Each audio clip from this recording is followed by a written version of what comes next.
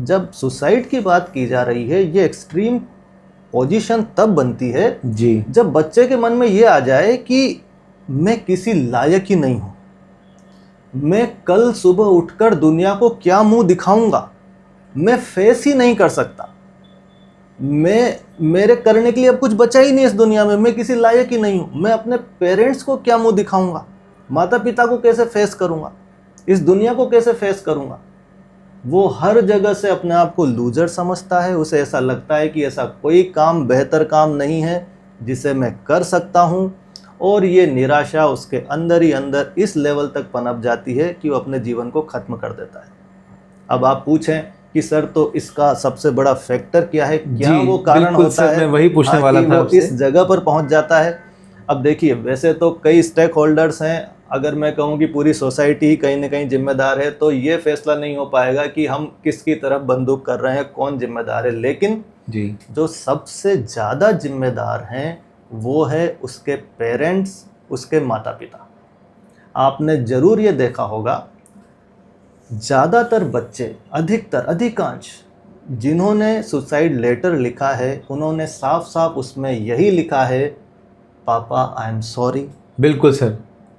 बच्चे ने अपने पेरेंट्स को एड्रेस करके ही कुछ ना कुछ लिखा है, बिल्कुल सर। क्योंकि इस एज में वो बच्चा अपने माता पिता से ही सबसे ज़्यादा कनेक्टेड होता है, पिता के लिए ही रिस्पॉन्सिबल होता है। मैंने इतने बच्चों से बात की है, ज़्यादातर बच्चों की जो उनसे पूछा जाए कि तुम क्यों रैंक लाना चाहते हो, अपने पापा को प्राउड फील करवाने के लिए। इंटरेस्ट वर्ड बड़ा भ्रामक है।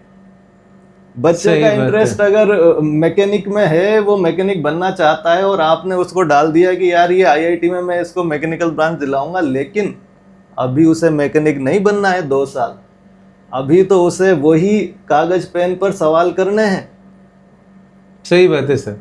तो आप इंटरेस्ट के पीछे पेरेंट्स से गलती करते हैं, और कई बहुत सारे जो गाइड हैं, जो कोच हैं, वो भी ये कहते रहते हैं कि भाई पहले बच्चे का इंटरेस्ट देखो फिर फैसला करो। भाई इंटरेस्ट मत देखो।